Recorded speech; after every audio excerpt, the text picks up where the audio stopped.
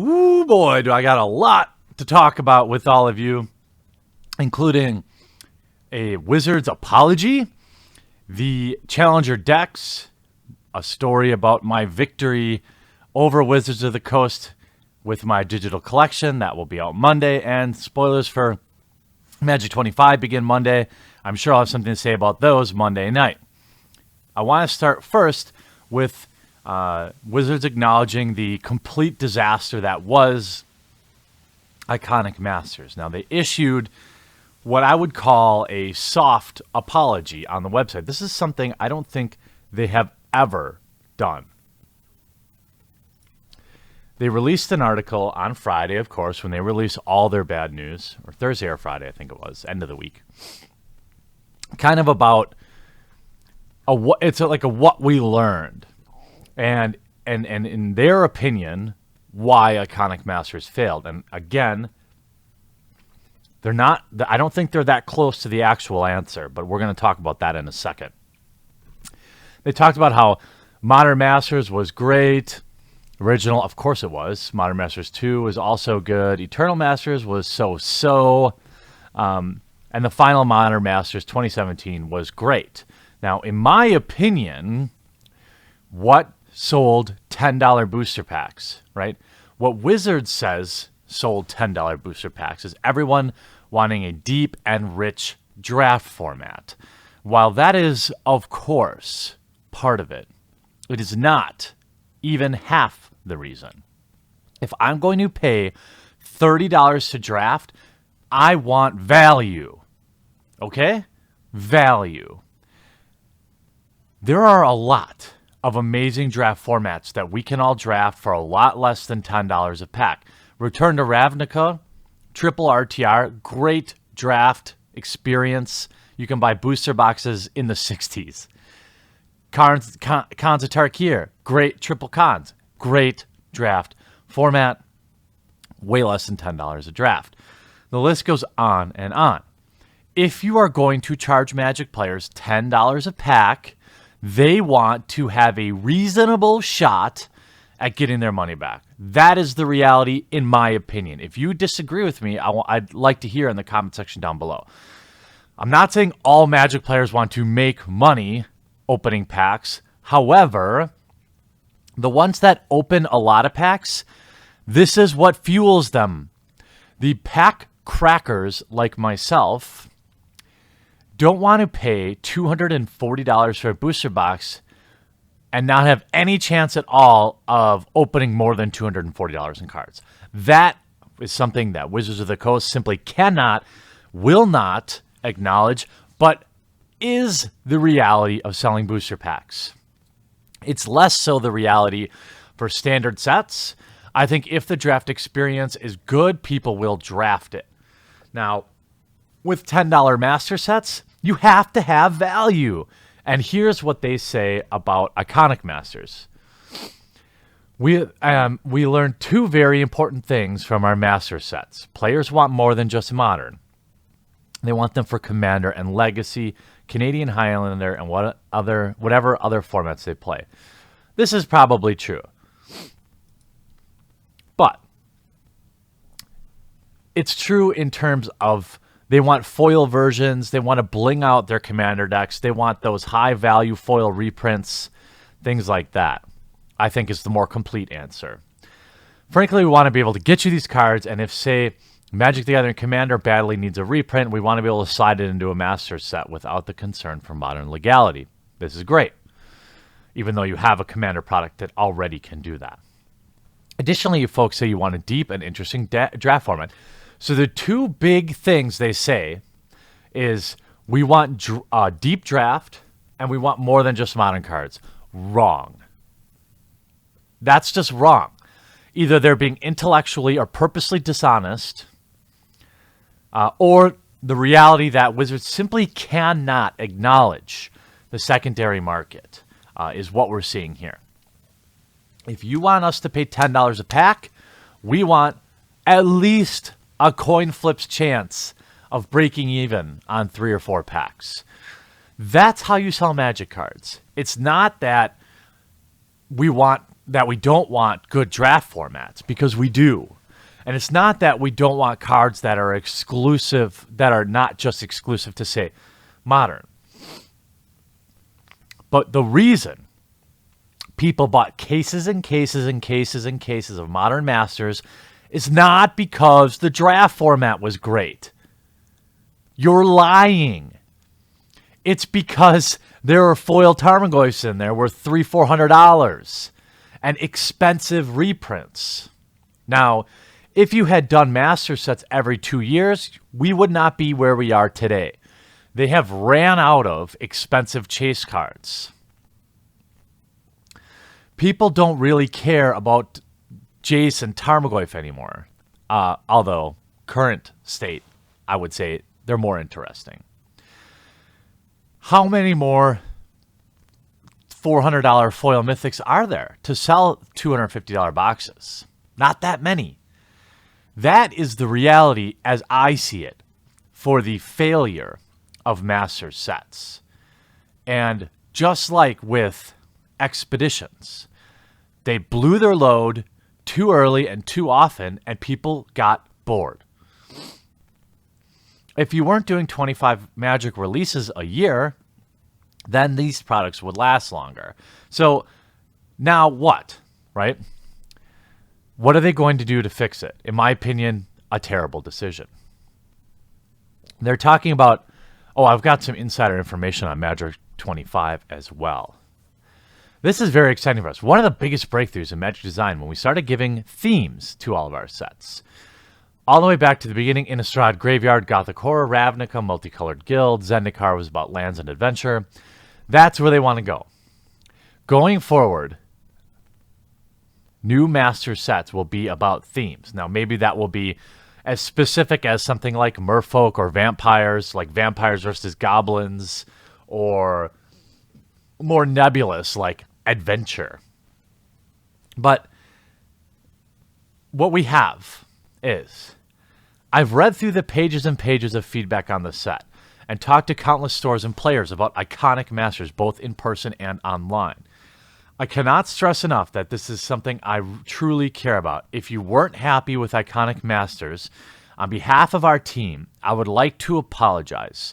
With everything we do in R&D, we are always learning from our experiences to make the next set as great as possible. I have some great news. Masters 25 is the themed master set you've been waiting for. Now, everything I'm hearing from my insiders is this set is balls to the wall. I've talked to people that have opened the packs already.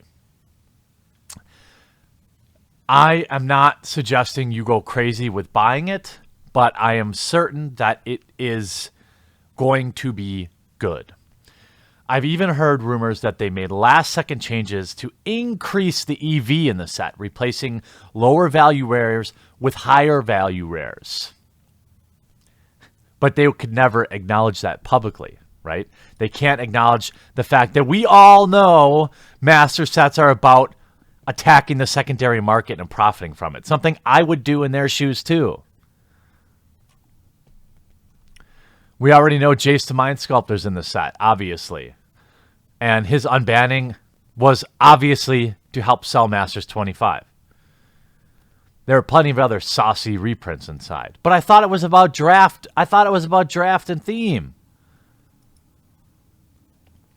To clarify the theme, what you're going to see in the set precisely is the theme of nostalgia and history. We picked many cards, especially at common and uncommon, that should conjure up memories. Right, common and uncommon memories and high-value rares and mythics, and this set will be a success.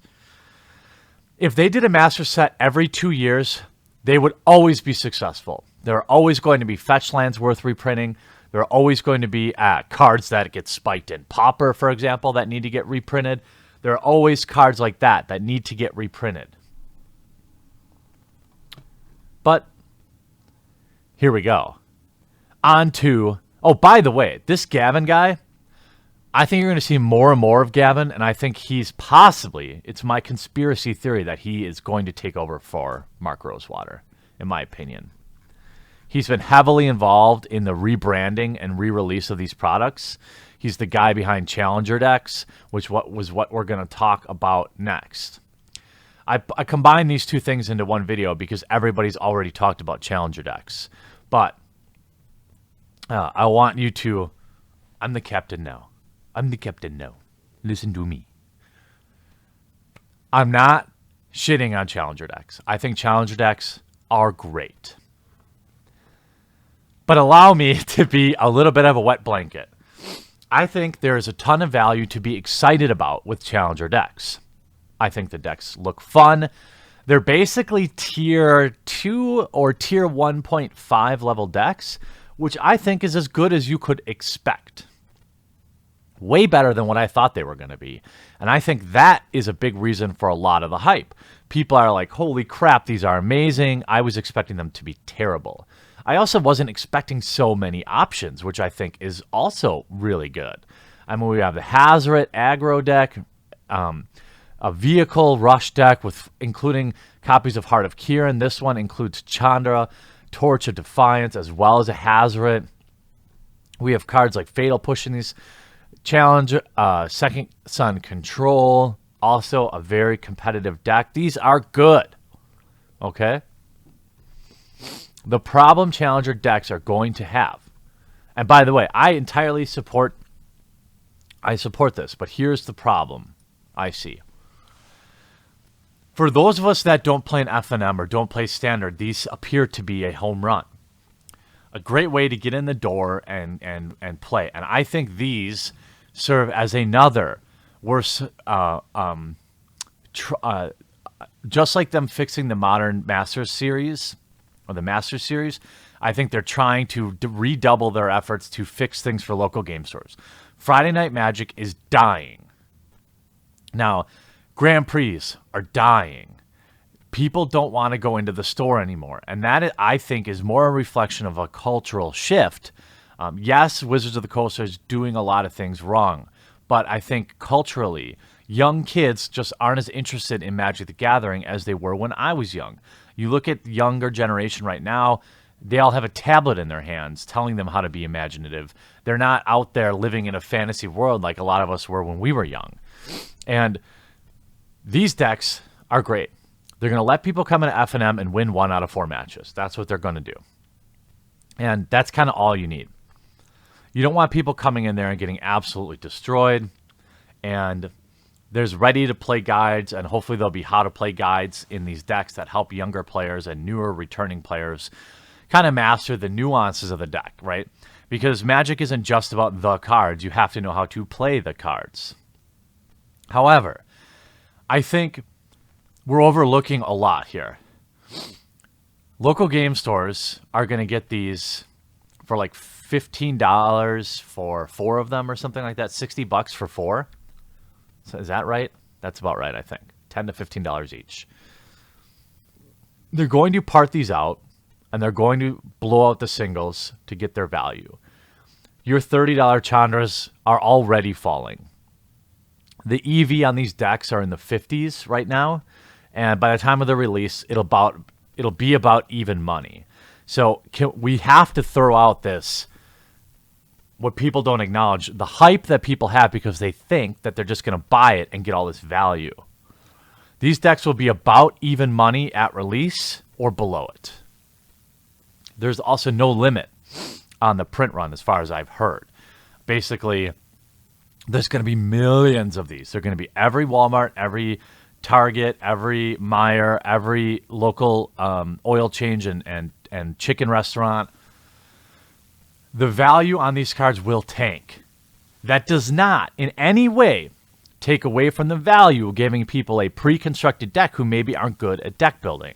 It doesn't take away from the fact that you can pick up one of these boxes Friday night, 20 minutes before FNM, and have a deck to play.